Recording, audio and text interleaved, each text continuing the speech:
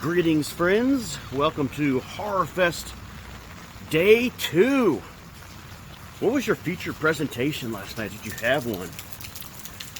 Last night, last minute decision for myself for kicking off Horrorfest, and it was, I had to ask the room. Swiftology offered his advice.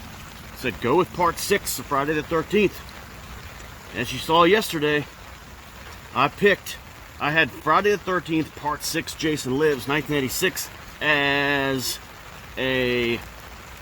on my tier of rankings, all the way down at number 8 on the list. But it was the lead-off film of Horrorfest 2023, 19 Nights to Rock, and it did not disappoint at all. That was the proper pick, I believe. Now, last year we kicked off Horrorfest 2022 with The Gates of Hell, 1980, Christopher George, etc. Italian film, creepy music. We kicked it off with a very serious tone. That movie has a lot of seriousness to it, gore,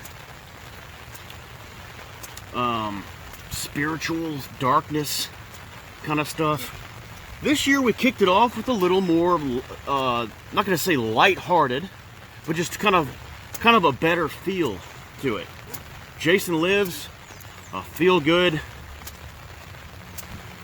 entry to the series, Friday the 13th, and I got to say, enjoyed every moment of it, despite it being all the way down at number 8 on my list. And it really is it's probably the best choice for an October viewing, because even though it's the only one that has children in it in the camp, it never really feels like a summer movie. You've got a lot of people wearing jeans and sweatshirts, and a lot of the footage looks like, just has a real fall look to it, like the guy dining outside in the evening, Roger Rose. So I think it was the best one. Part 1 has a late May, early June feel, getting ready for the camp. Same with Part 2. Part 3 has even though it takes place the day after Part 2, Part 3 has a real hot summer feel to it, I believe. 4 feels like kind of September. It's got kind of a fall feel to it, but there's skinny dipping. 5 has kind of a maybe August even feel. This seems a little hotter. And Part 6 is, I gotta say, Part 3 is like probably the driest of the entry in the series. There's like there's no rain. There's like one lake scene, but that's it at the end. It's a man-made lake, and the rest of the series have has considerable wetness to them. Especially like Part 8, Jason Takes Manhattan. Part 7, not so much, but there is a lot that goes on in the water at the dock, and Tina fainting by the lake. So Part 6 definitely fits in. It seems like more of an October feel, so thank you, Swift, on that. Oh, and Jason X, of course, feels like December. Not Freddy versus Jason. Jason Goes to Hell, the final Friday, really feels like an August. Has a lot of heat to it. Not wet at all. The girl, taking her clothes off at the beginning, probably all sweaty, and in the burger joint, and yeah, it seems like a real hot movie. And it was also released on August 13th, 1993, Friday the 13th. So what's today's going to be? What is today's? How do you go on day 2? Look at the weather here. So one of the temptations here is I had Thursday the 12th I'm going to count that as in the list when I make my list of all the films for Horrorfest 2023. If nothing else, kind of a lead-in opening band type of film, a short film based kind of on Friday the 13th, but it was a fan film. Watched that Thursday, and then last night Jason Lives, and then today one of the temptations is to go with Saturday the 14th. Today is Saturday the 14th. However, it's more of a novelty movie. I've seen it at least twice, maybe 3 times. First time I saw it, I didn't like it at all. It's from 1981. It's a parody film. It's mostly comedy. There's hardly any horror in it, but it would count as a horror. It's classified as a comedy horror, but it's mostly comedy type stuff.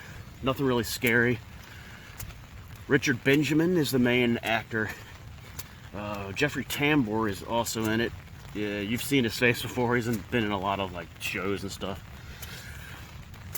For 1981, that's so odd entry because 1981 was the year for slashers. The heart of all the slashers. And to have any kind of like horror comedy was really strange. So Saturday the 14th, 1981, it is kind of distanced in that respect by being a comedy horror in 1981. It's really weird. Now the other thing is it had a sequel in 1988 called Saturday the 14th Strikes Back, also a comedy. This had, the only actor I remember from this was Ray Walston, who was in Damn Yankees, Of Mice and Men, 1992, and of course played Mr. Hand in Fast Times at Ridgemont High. I've seen that once, Saturday the 14th Strikes Back, and it's not very good. I would not recommend it unless you're just a completist.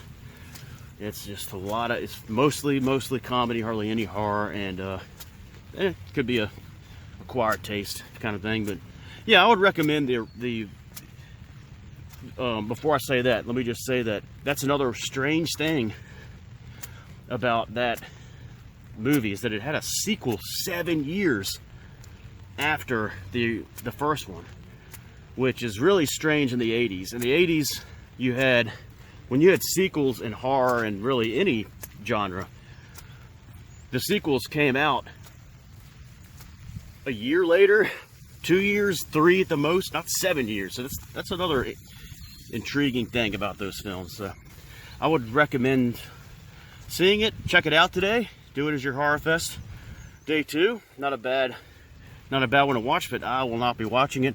The other temptation will be to watch Friday the 13th Part 3 in 3D, since the events of that film took place on Saturday the 14th, right after the events of Friday the 13th Part 2, but not feeling that at all.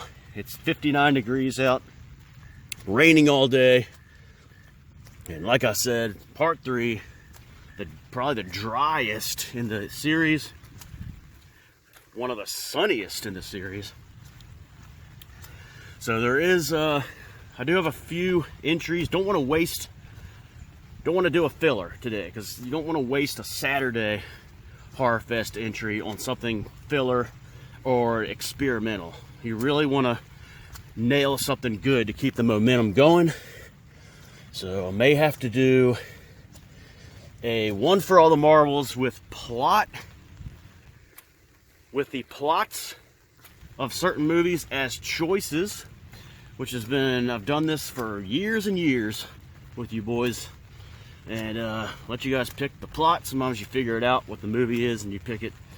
So I may have to do that tonight, because I have a few that would really set up well. Hell, may even do another Friday the 13th. It's a wild card, but do you keep it serious? Do you keep it do you keep it kind of on the lighthearted feel, or do you go with something more serious to balance things? The weather will play a huge factor. So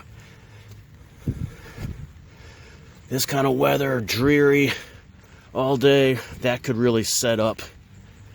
I've got choices in mind, trust me. There are going to be some good ones. As much as I hate the weather turning cooler, I do love it for today, because it really does set up some good choices. Alright guys, Horrorfest 2023 continues tonight. I hope you're watching something horror related. Alright boys, thanks for watching. And I know last year I showed all of the history of Horrorfest. This year I'm not going to do that, but at some point we'll probably go back and show the 2022 list, because I didn't do that last year. So 2022 list. And will this be a daily thing? Will I go through all 19 days talking about Horrorfest and what to watch? I don't know, probably not, but let's go Bulldogs, and I'll see you guys tomorrow. Tonight, I mean, trivia.